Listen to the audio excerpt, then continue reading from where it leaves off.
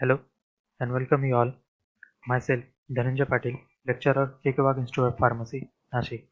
Today we are going to learn about pharmaceutical ethics. So, what is the difference between ethics and law? So, ethics it is a science of moral principle, but law it is a rules of human conduct binds all person in state or nation. Ethics if rules of ethics are broken, then professional body may subject to violate to loses its professional advantage. But if the law is broken, the violator is subjected to punishment, fine, or imprisonment. Ethics deals with right or wrong within the profession of any condition. Law deals with action that are punishable. Example of ethics provide good quality of medicine, helping and neighboring to patients.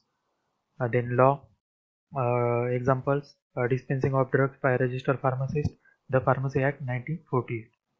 So this is the basic difference between law and ethics. Pharmaceutical Code of Ethics. It is a system of word for secrecy purpose for ethical practice within pharmaceutical field. The profession is associated with medical profession, so it's duty of each individual who engage in this profession to follow code of ethics of pharmacy in view of public health. Such code of ethics used by pharmacist over his job, his trade, his profession, and with medical profession. Pharmacist in relation to each job. First, scope of pharmaceutical services. When premises are registered as a pharmacy, a comprehensive pharmaceutical services to be provided. This involves the supply of commonly required medicine of this nature without undue delay. It also involves willingness to furnish emergency supplies at all times. Conduct of the pharmacy. The appearance of the premises should reflect the professional character of the pharmacy. It should be clear to the public that the practice of pharmacy is carried out in the establishment. Handling of prescription. When a prescription is presented for dispensing, it should be received by a pharmacist without any discussion or comment over it regarding the merits and demerits of its therapeutic efficiency. The pharmacist should not even show any physiognomic body expression on receipt of prescription.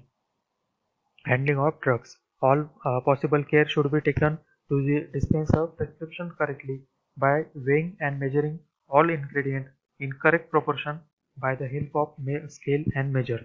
Visual estimation must be avoided. Apprentice pharmacist. A pharmacist should see that the trainee are given full facility for their work so that on the completion of their training they have acquired sufficient technique and skill to make themselves independent pharmacist. Pharmacist in relation to his trade. Price structure, prices charges from customer should be fair and in keeping with the quality and quantity. Fair trade practices. No attempt should be made to capture the business of a contemporary by cutthroat competition, that is, by offering any sort of prizes or gift or any kind of allurement or patronizers or by to patronizers or by knowingly charging lower prices for medical commodities than those charged by a fellow pharmacist if they be reasonable. Purchase of drugs. Drugs should be always be purchased from genuine and reputable sources. Hawking of drugs. Hawking of drugs and medicinal should not be encouraged, nor should any attempt be made to solicit order for such substances from door to door. Advertising and displays. No display material either on the premises, in the press, or elsewhere should be used by the pharmacist in connection with the sale to the public of medicine or medical appliances which is undignified in style. Pharmacist in relation to his profession. Professional vigilance. Pharmacist should keep professional vigilance at all time. Law-abiding citizen. A pharmacist engaged in profession has to be an enlightened citizen endowed with fair knowledge of a land, and he should strive to countenance and defend them. He should particularly conversant with the enactment pertaining to food, drug, pharmacy, health, sanitation, and the like, and endeavor to abide by them in every phase of his life. Relationship with professional organization. In order to inculcate a corporate life in his own professional colleagues. A pharmacist should join and advance the cause of all such organizations, the aim and objects of the which are conducive to scientific, moral, and cultural well-being of pharmacists, and at the same time are in no way contrary to the code of pharmaceutical ethics, decorum, and proprietary. A pharmacist should always refrain from doing all such acts and deeds which are not in consonance with the decorum and propriety of the pharmaceutical profession, or which are likely to bring discredit or upgrade to the professional or to himself. Pharmacist in relation with his medical profession. Limitation of professional activity. No pharmacist should recommend particular medical practitioner unless specifically asked to do so.